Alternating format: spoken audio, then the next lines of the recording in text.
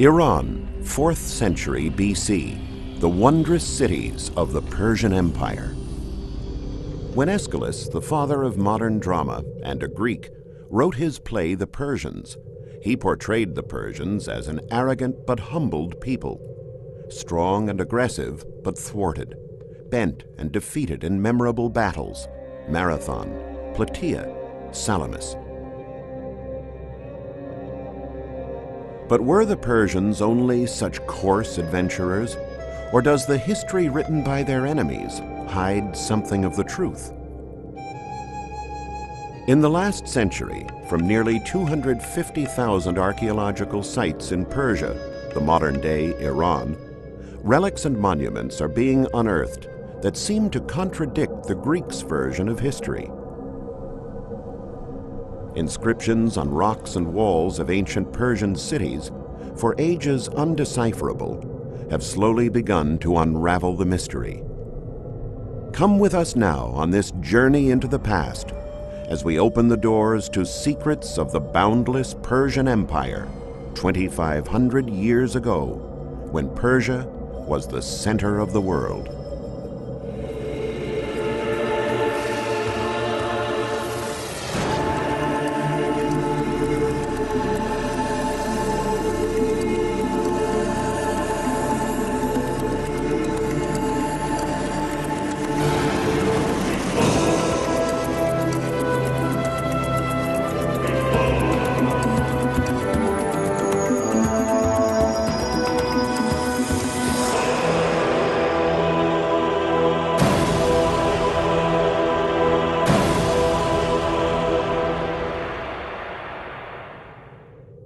Figures in profile, lines of people wearing very different costumes, exotic animals, gifts coming from the most remote corners of the world, ivory tusks, pottery, textiles, and lion skins. When archaeologists digging at Persepolis first beheld these bas-reliefs, they were puzzled.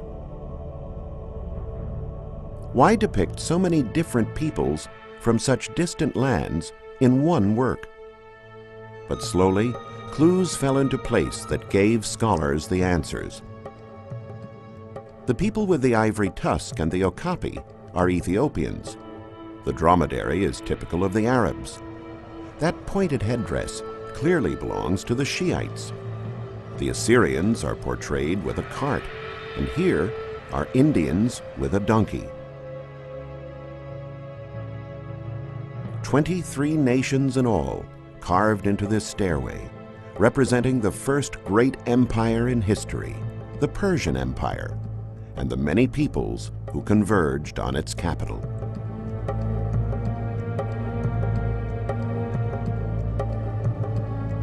The vast Persian domain stretched from the African continent to the Indus River.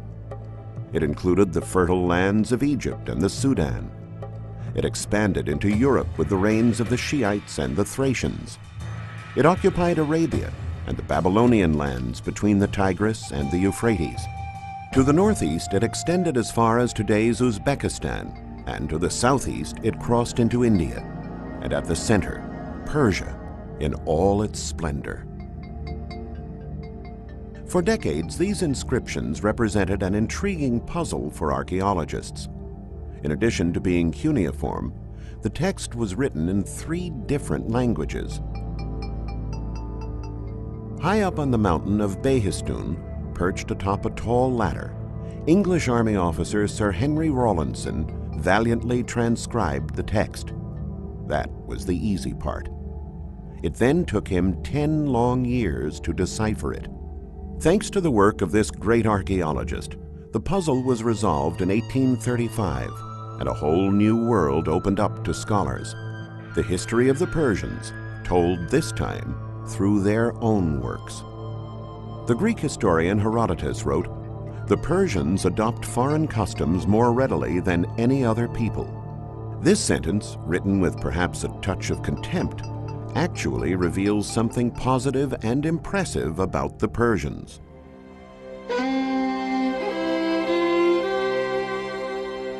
We are in Pasargadae.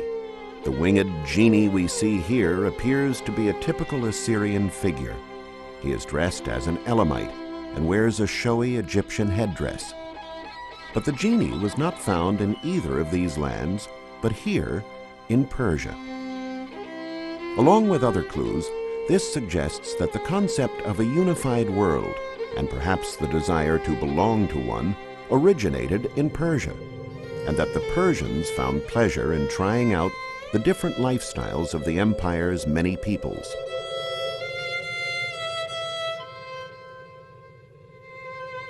Pasargadae, founded in 553 BC, was the empire's first capital.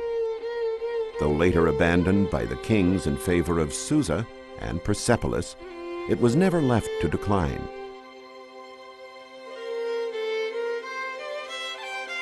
Inscriptions like this one have survived since that time.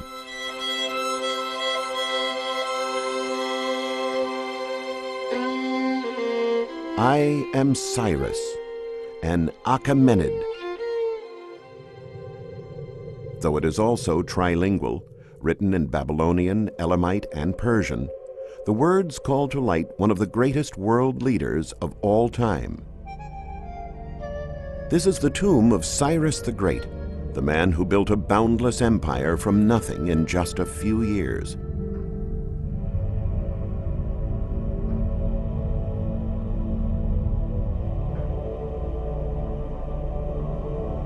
In Cyrus' time, the economy in Asia was expanding, and the people wanted stability. They wanted an end to the discord among the different tribes and peoples. There was a widespread desire to belong to a unified world. Today, we call this idea ecumenism. At that time, the concept was that of a universal empire. The first one to appreciate its value and to put it into practice was Cyrus himself. In Persia, if you wanted to offer a tribute to the gods, you'd be hard-pressed, for there are no temples here.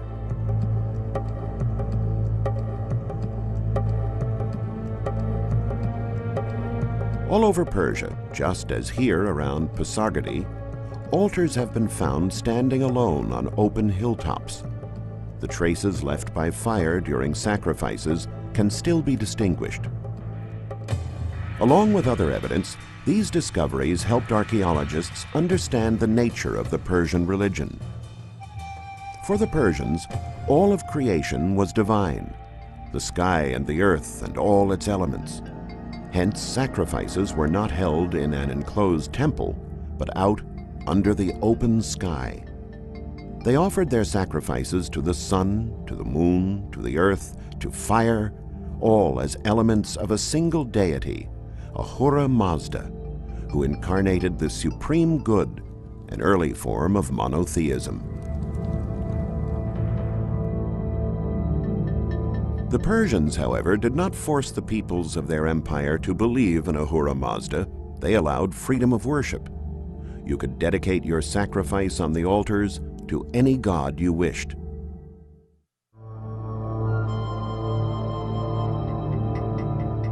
This is Susa, one of the most important archaeological sites in Iran. Relics have been found here dating back to 4000 BC. Years of excavation work have revealed only a fraction of the city, yet the great number of foundations and the remains of massive columns and capitals confirm that Susa was a palatial city equal in grandeur to Persepolis. Historical records tell us that under King Darius I in 512 BC, Susa grew in splendor, becoming a capital together with Persepolis. But why have two capitals? At 5,000 feet above sea level, Persepolis was covered by snow for most of the winter, and thus impractical for many of the governmental functions. With such a large empire to direct, the government certainly couldn't just shut down when the weather got bad. Instead, they transferred operations to Susa, a bona fide imperial capital in its own right. In Susa, archaeologists found glazed tiles that they quickly recognized as pieces of a larger picture. When they were arranged, like a sort of puzzle, they began to tell a story. They fit together to make elaborate tunics, golden jewelry, a javelin, a bow, and a quiver. But who were these warriors so richly adorned? Excavation work began in Susa in 1884. The first to realize that those warriors must have belonged to an elite unit were the French husband and wife team, the Dieulafoy. Examining the puzzle in the light of descriptions by Herodotus, they figured out that what was taking shape before their eyes was the image of one of the emperor's personal guard units, the legendary Immortals.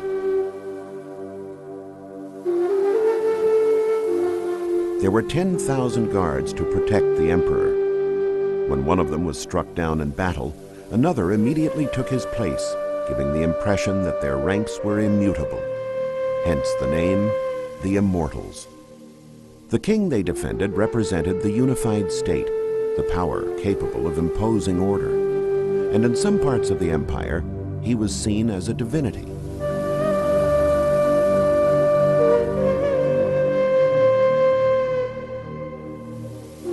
The inscription at the base of this statue, sculpted in Egypt but found in Susa, bears witness to this.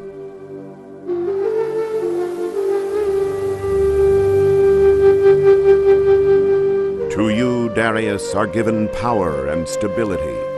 All the plains and mountains are collected under your sandals. To you are given Upper and Lower Egypt, who worship your wondrous visage, like that of Ra, for all time. The magnificent archaeological site of Persepolis, one of the most important in the world, lay hidden for 2,000 years. Alexander the Great's troops, in a drunken orgy to celebrate the conquest of the Persian capital, razed it to the ground. Then time and sand buried it for centuries.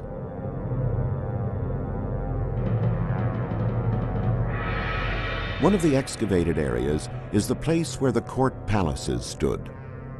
But around them is an entire city of servants' houses, artisans' workshops, and everything else that served life in the king's court, still waiting to be discovered and to reveal more secrets. This 9-pound golden tablet, a treasure in its own right, is a charter and gave scholars insight into the various construction phases of the palace city of Persepolis. By examining the remains of the buildings in the light of the translation of this and other inscriptions, archaeologists were able to attribute each newly excavated area to a particular emperor.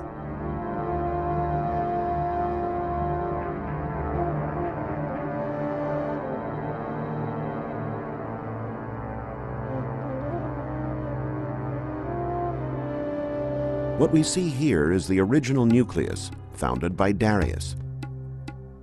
This area represents a transition from Darius to Xerxes, his son, who was defeated by the Greeks. And this area corresponds entirely to Xerxes.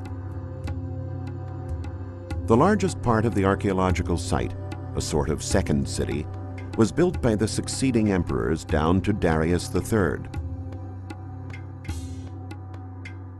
The discovery overturns a conviction passed on to us by the Greeks, especially through Aeschylus and his Persians play, which relates, "The inhabitants of the Asian lands no longer obey the Persians. They no longer bear the exacted tribute, nor do they fall prostrate to let themselves be commanded. The king's greatness is finished." Nothing could be farther from the truth. As we have seen, after Xerxes, the king Aeschylus refers to, Persepolis expanded considerably under his successors, and its splendor grew. Indeed, this did not mark the fall of the empire, nor even its decline. Archaeologists have deciphered friezes and bas-reliefs portraying a moment of great celebration and expansion of the empire. This alone gives us a sense of just how strong and solid that empire was. Quite the opposite of the barbarian images that the ancient Greeks handed down to us. Archaeologists sifting through this ancient record have found images that portray delegations of different peoples. People with proud faces and erect bearing being led by a Persian master of ceremonies to an audience with the King of Kings.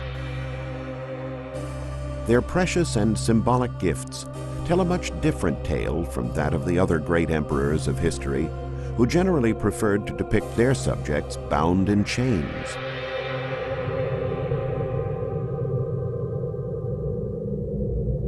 But the biggest revelation of all came from this bas-relief, found next to the processions of the peoples. The image is clearly symbolic, but what could it mean? Comparing the astral symbols with the Persian calendar, scholars have ascertained that what we see here is the constellation Leo displacing Taurus.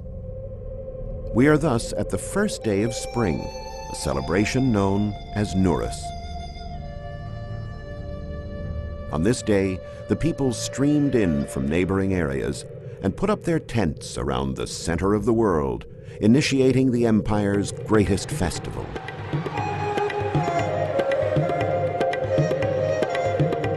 Activities would take place both outside and inside the palace grounds. Those invited inside were in for a treat.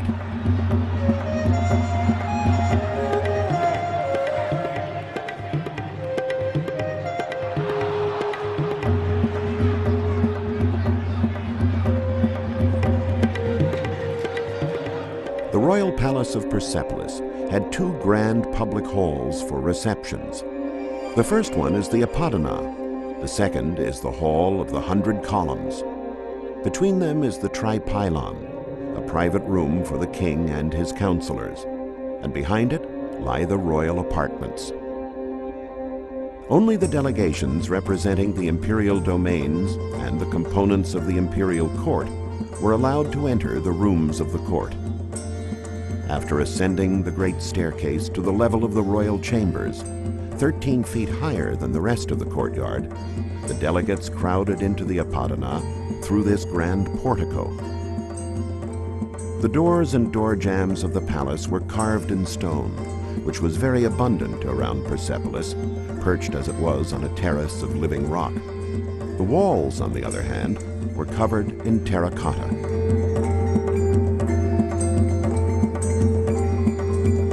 The Apodana, also known as the audience chamber, held as many as 10,000 people.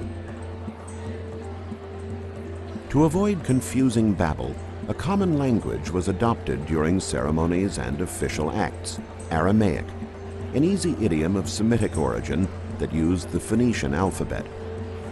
By using a language that they themselves had to study and learn, the Persians once again proved to be in the vanguard in desiring a common world that all would want to belong to.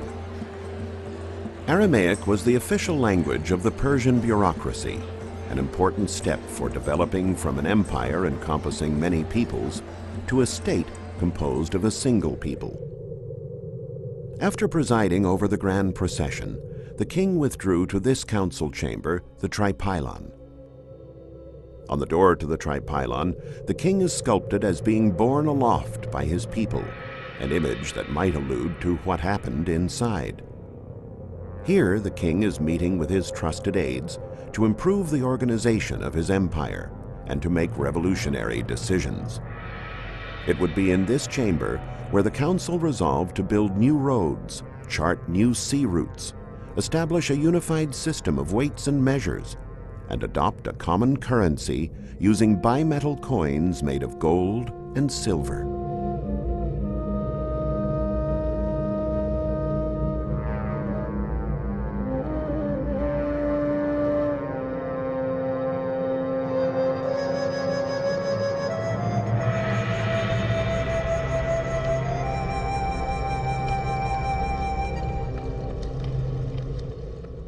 The north and south doors to the Tripylon, leading to the king's private apartments, are decorated with bas-reliefs showing the king entering and leaving, followed by his servants.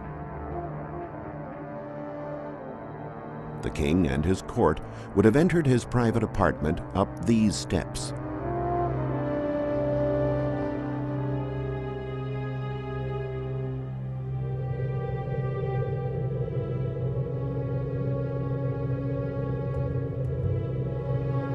Inside the palace of Darius, you'd better be on your best behavior, or you might have to answer to the king's watchdog.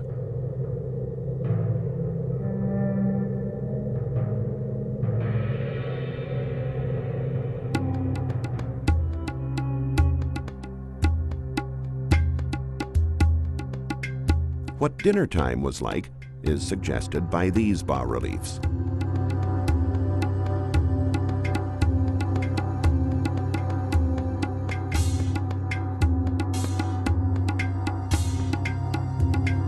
The dishes found here are made of precious metals, offering further testimony to the luxury that distinguished life in the king's court.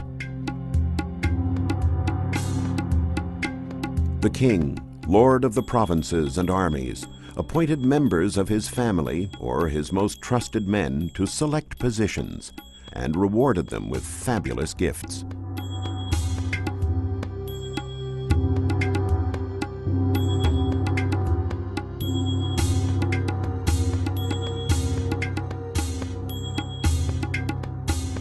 An example is this superb golden sword kept in the Tehran Museum.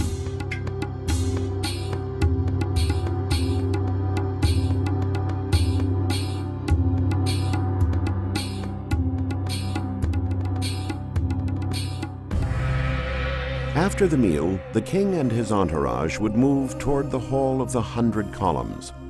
This is where the delegations would present their gifts.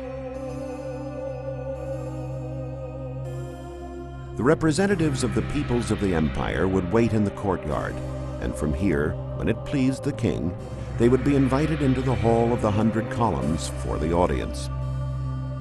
This room was bigger than the first one, but located at a lower level. There was a grand portico before this hall as well. It was richly decorated, hinting at the sumptuousness and sacredness of the chamber within. Not everyone was allowed to approach the king. Sometimes you'd have to be content with just a glimpse of the emperor. When he sat on his throne in the Hall of the 100 Columns, awaiting gifts to be laid at his feet, he was enclosed in curtains and shrouded in shadow.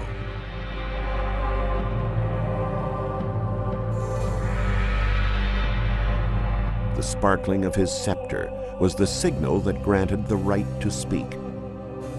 Only a very few, as we see in this bas-relief, were allowed to approach him and pay homage with a deferential kiss. The hall is so named because it really contained 100 columns in rows of 10, a forest of stone trunks towering almost 65 feet. So those who were not lucky enough to catch sight of the king could at least enjoy the magic of this enormous hall, which evoked the vastness of the Persian Empire. Mythological animals on the tops of the columns watched over the king, protecting his city and his people. A few miles from Persepolis, archaeologists discovered this building with a square foundation almost 40 feet high. What it was is still a mystery, sparking vigorous debate among scholars, not just because of its unknown origin, but also for its location close to the walls of Mount Naqsh-i-Rustam.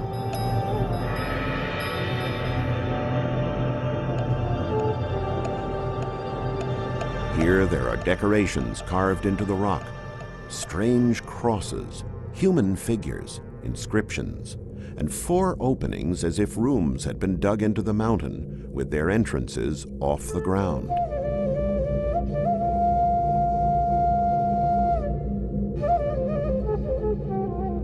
There are several hypotheses regarding this work. Some say it is a temple of fire, others that it is a watchtower. But the most alluring idea of all is that it once was a library where sacred texts were kept. If you get close enough to the wall, you can see figures that, more than any others, helped scholars understand what is being said here. They are Persians who are mourning the death of their emperor. The crosses of Naqsh-i-Rustam are the royal tombs of Darius I and his immediate successors. Darius, the great conqueror, who expanded the Persian Empire from India to Egypt, was the first Persian king to have carved into the mountains images and phrases that were true political messages, his spiritual testament. It is here, on a mountain, not in a book, that the true history of Persia is written. That which was ill done, I made good. The provinces were in upheaval. One man was fighting against the other. I brought peace. My law keeps the stronger from harming the weaker.